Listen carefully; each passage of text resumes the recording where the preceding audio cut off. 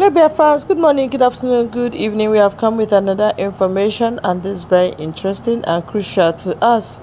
Yes, it's a live interview that one of the international lawyers interviewed our Deputy Prime Minister, Ngozi Orabueze. You know, this one is live and direct. There's no need of overflogging it here. I want to link you straight up to the information and to the interview so that you understand how she is responding to the questions being thrown to her concerning our plight, our cry, our anticipation and expectation from the world powers. Because they need to help us at this point in time. They just need to do something. If not, elephants will finish the grass. Why do I call Nigerian government elephant at this point in time? Is because they've been in power for so many years. They've acquired so many weapons. They've used oil money from Biafra land, prepared for war. They've get themselves so much prepared, and they're ready. And they're wicked at the same time. But something will happen, which you will hear very soon. I want to link you to this very interview, and I'll be right back now. An unusual thing for Jihad Watch video, but it is indeed, I think, something that is of tremendous interest to a great many people, especially to those interested in the phenomenon of the persecution of Christians and wanting to resist it.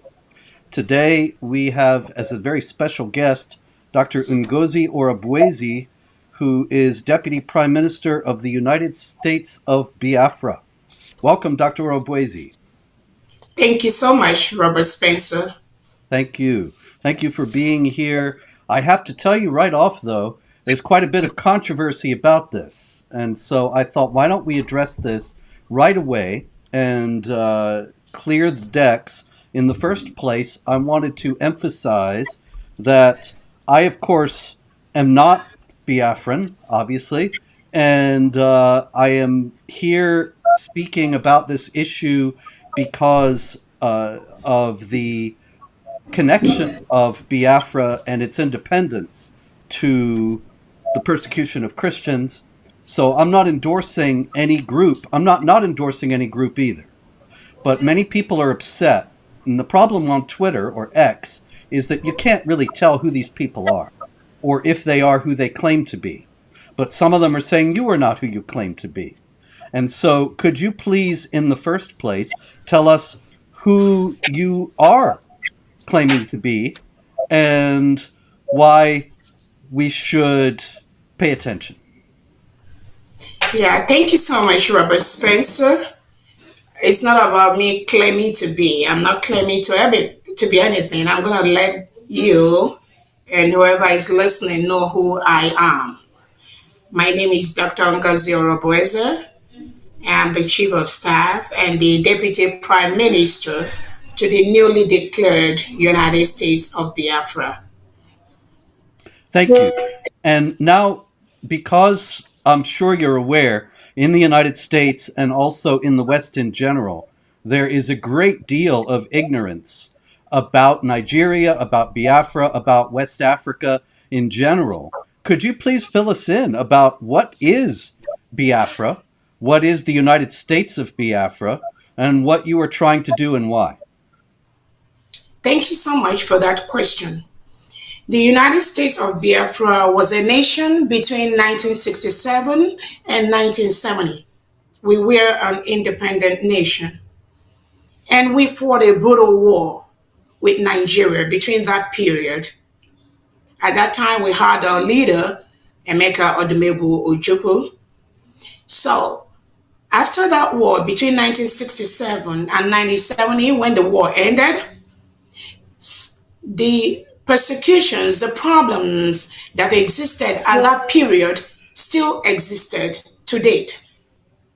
Problems such as marginalization, the killing of Christians, the lack of freedom, the so many things going on against the indigenous people of Nigeria, of which Biafra United States of Biafra is one of them.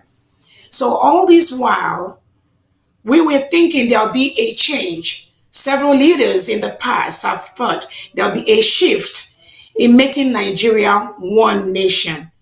But over the years, it has proved abortive based on several things that have been going on that have made the life of an indigenous Nigeria a risk. Let me just put it that way. So, on November 29th, 2024, United States of Biafra, all Biafra indigenes from across the world, we gathered in Finland, in Lahti, Finland, to redeclare the United States of Biafra. We've conducted a self-referendum where over 50 million Biafrans have voted to exit Nigeria. We have met all the criteria as an independent nation, which we had before actually, between 1967 and 1970. So we have to redeclare that state in November last year. So that is where Biafra stands right now. We are a sovereign nation with a government in exile and a government in homeland with 40 states in Biafra territory. So that is where we are right now. Thank you. Now, let me ask you though, you said that the Declaration of Independence was made in Finland. And so obviously it was not made in Biafra. What is the status of your movement inside Biafra itself? Okay. So it was a concurrent event because we already have an established structure inside Biafra. We have the 40 state administrators, whom we call governors right now. We have 15 county in each of the state.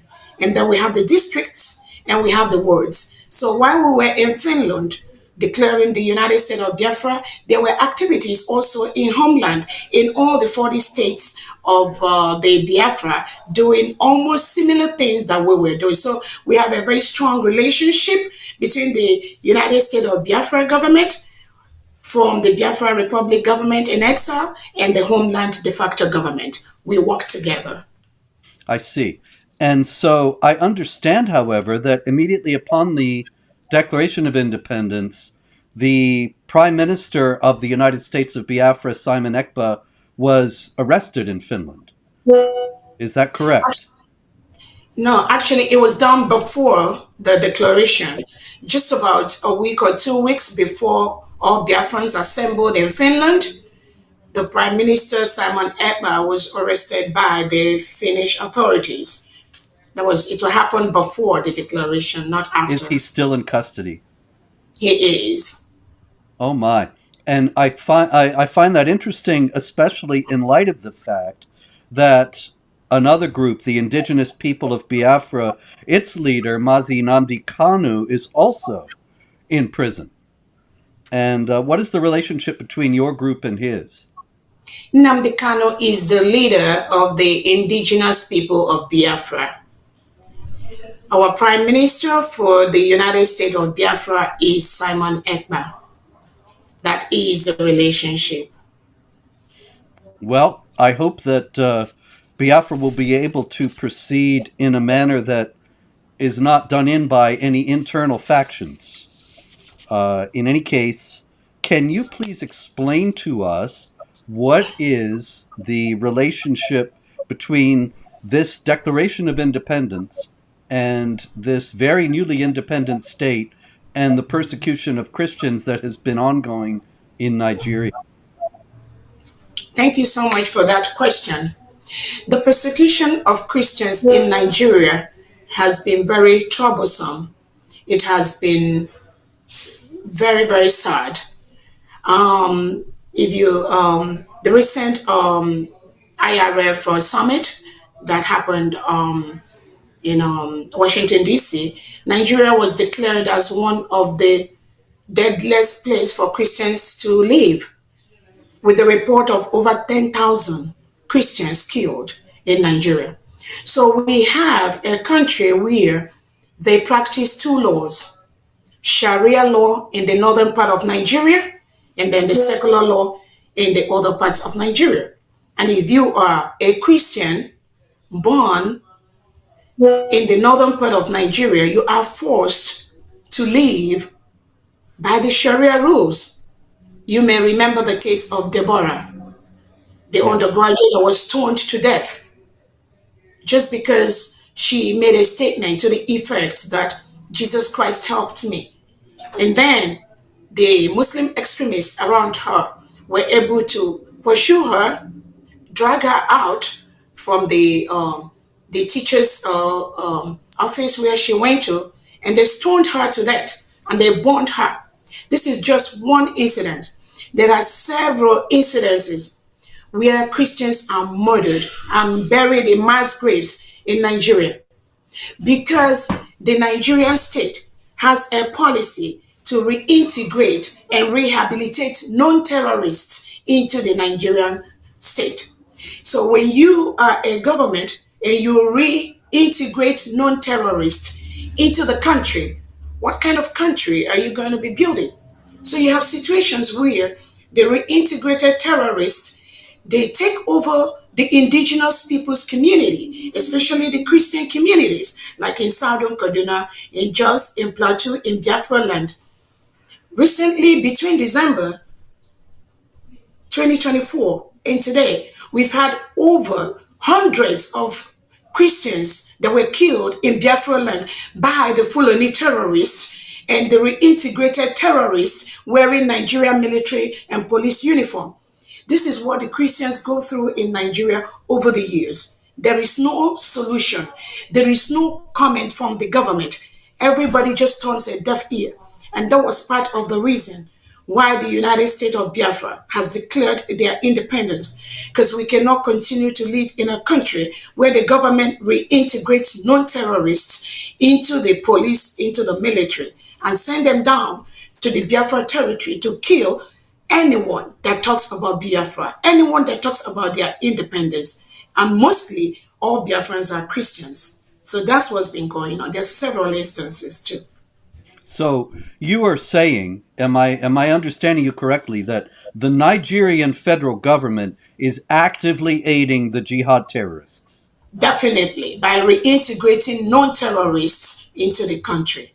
Do you think that this is a connection to the fact that the former president was a Fulani himself? Again, over the years, in the past leadership in Nigeria, we have had more of these Islamic leaders that have ruled Nigeria. So, if you have been, I know as you are aware, Nigeria is supposed to be a secular state where we have equal representation of both Christians and Muslims.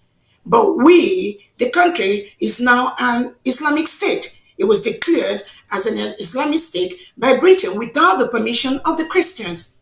So Nigeria has been dragged into the IOC without the permission of the Christians. So there has been a systemic plan to Islamize the country where we are really right now. So it has been like that, and that is what is really going on, which has led to the loss of life of so many Christians and innocent indigents inside Nigeria. Yes. Thank you.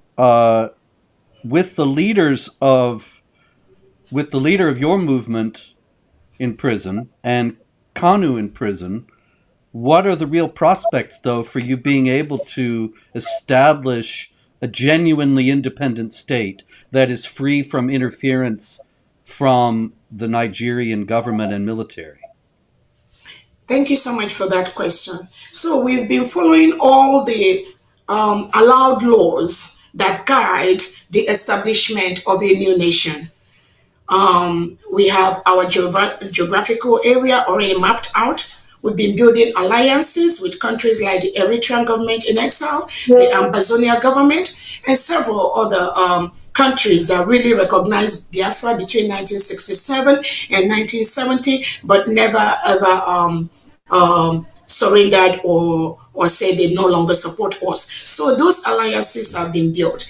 And we are following every step as a nation with the cabinet already set up, following all the due process to ensure that we go through the legal processes for United States of Biafra to be recognized as one of the newest independent nations in the world.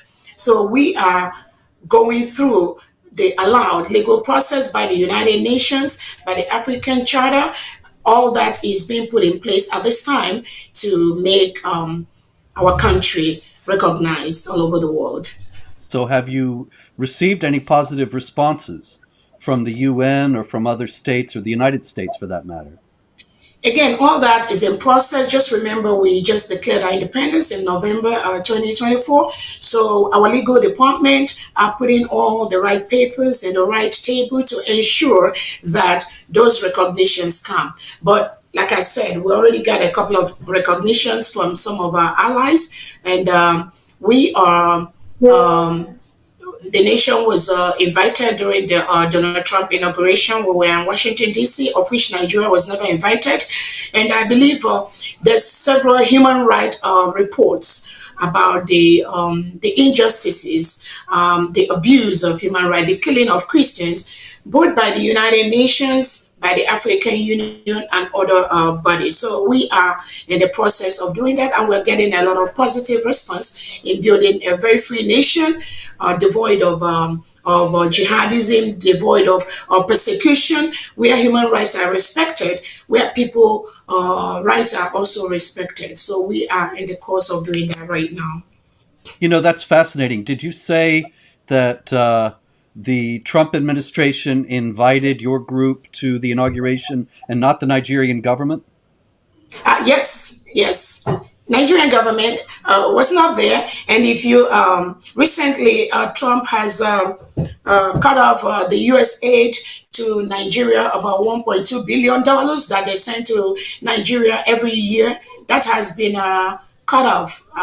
It has been stopped because the the abuse by the Nigerian government is huge. But at every step, they have used the network they have either in Europe or in France to suppress the freedom of indigenous Nigeria, especially the Biafrans. So even the United, when they arrested the leader Nnamdi Kanu, there was a committee set up by the United Nations to look into the case because Nigerian government planned and they kidnapped Nnamdi Kanu from Kenya to Nigeria. Nnamdi Kanu has been in DSS dungeon now for almost 5 years, going to 5 years. Even though there was a committee on the arbitrary detention of innocent citizens, that committee of the United Nations sat and they ordered Nigeria to release Nnamdi Kanu and compensate him. To today, that has not happened. So these human rights abuses is what even in the United Nations Committee on Human Rights 2 years ago, when Nigeria applied to be part of that committee, only Nigeria got only about 2 or 3 votes. Countries like Ghana, countries like Kenya are making huge impact in the areas of human rights, in the areas of freedom of their citizens. But Nigeria has been it's just a failed state, has been deteriorating by the second.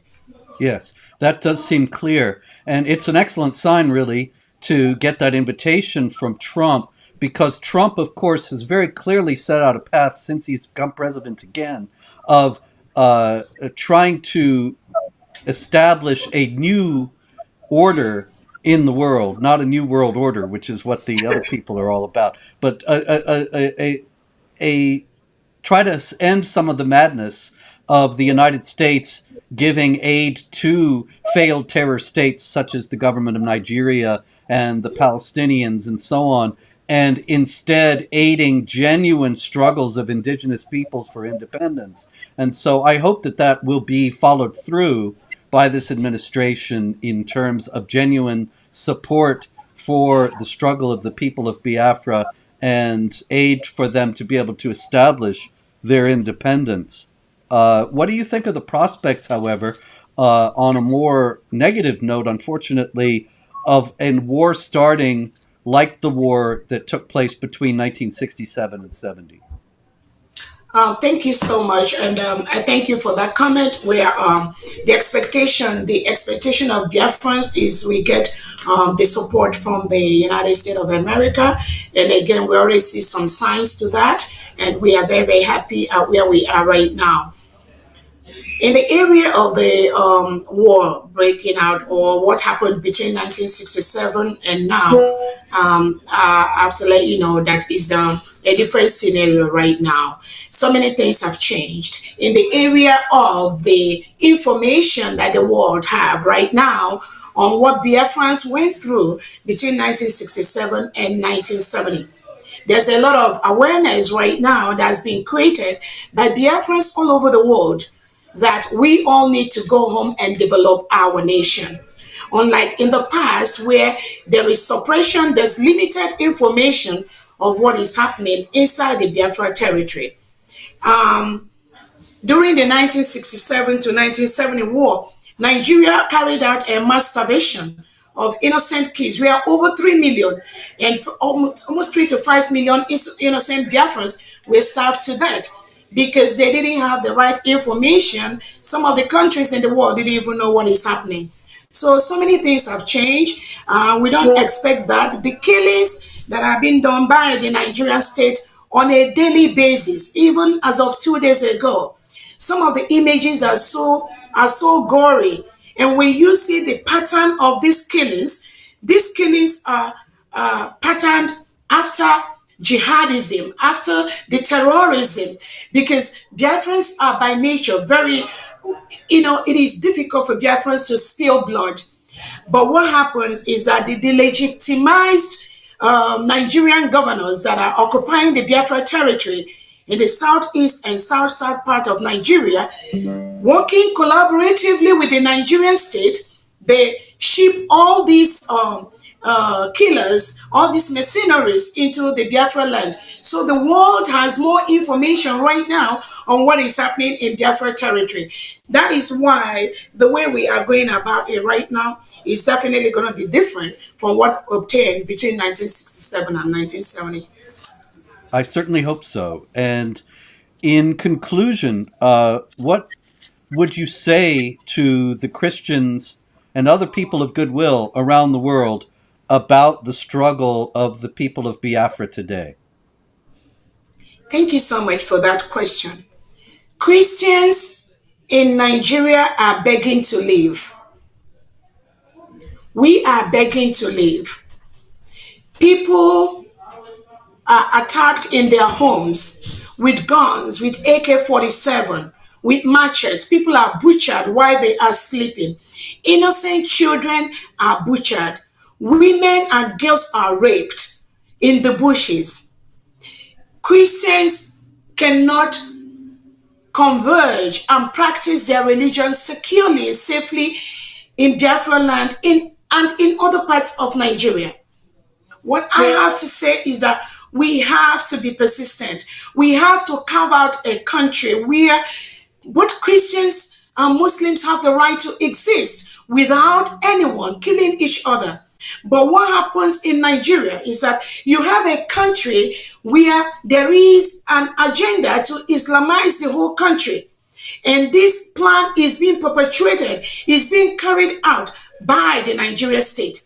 Currently, the Prime Minister of the United States of Biafra is being detained and incarcerated in Finland by the Finnish authority on a very flimsy excuse that Simon Ekpa, who is our Prime Minister, is inciting Biafrans. How can you incite people that are just begging to leave? People that are killed by their hundreds every day.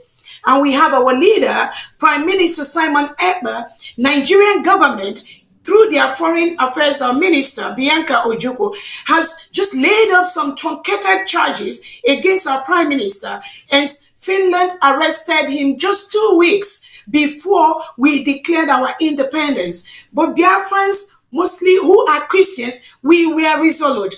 We all converged in Finland. We were able to declare our independence despite Finland holding our prime minister to truncate that process. So that shows that you cannot just defeat an ideology. We are Christians. We are begging to live. We do not want to live in a country whose policy is to rehabilitate and reintegrate non terrorists like Boko Haram into the military, into the police. Nothing is secure. So I encourage Biafrans to be resolute. I encourage Christians all over Nigeria to be resolute. We have to stick our ground and ensure that it is okay for self determination. It is okay for self defense. These are rights that are guaranteed by the United Nations, by the African Charter. But the Nigerian government, as is currently constituted, is trying to take that freedom away from us. So we are not going to back down. It is our right to choose who is going to be our leader. It is our right to defend our people from the reintegrated terrorists that are coming to kill us. It is our right to go back and develop Biafra land. By the declaration we've done, we are going to go home and practice our religion and not be scared. Just as it happens in near Ebonyi State a few days ago, where people were in the church and they came in and gunned down almost 30 people. Just like that, including innocent children. These children did not commit any crime. Their crime is just to exist in a nation called Nigeria. How long are we going to be forced to live in a country where the president never make any statement to these killings? No remorse. The governor's nothing. All the governor did was do not retaliate. How long are they going to continue to tell us do not retaliate? And we are massacred by the day, by the night. So we are pursuing the course, our freedom to self-defend our land, to self-defend our people, using every legal available means to ensure that our people are not murdered every single day. Excellently stated, and thank you. I would observe that the government of Finland is acting like Western governments all over Europe as well as North America. They don't have any idea of the jihad. They don't have any idea what they're doing to their own countries by bringing in massive numbers of Muslim migrants. They will be facing the same thing that Biafrans are facing today in the future because of their short-sighted actions. And so I applaud you and thank you for calling upon Christians, upon Biafrans, upon all free people to be resolute. This is something that we all need to take to heart and be of good courage. Dr. Ngozi Orabueze, thank you very much for speaking with me, for bringing attention to these all-important issues. And I wish you and the Biafran people all success. May God bless your efforts and prosper them and enable you to establish a strong and independent state that will withstand all pressures from outside. Thank you very much again. Thank you so much, Robert Spencer, for having me. Thank you so much, and may God bless all of us. All right, thank you very much, wonderful and brave woman. Thank you, Dr. Ngozi Orabueze. Thank you, the interviewer, for bringing her to more limelight at this point in time that is highly needed to clear the air, to know those that are in the right track and those that have fallen apart. So this is very, very important. If you didn't follow this, please, it's better you go and listen from the beginning to the end and help us to share. Help us to like and also to subscribe to our YouTube channel. God bless you all.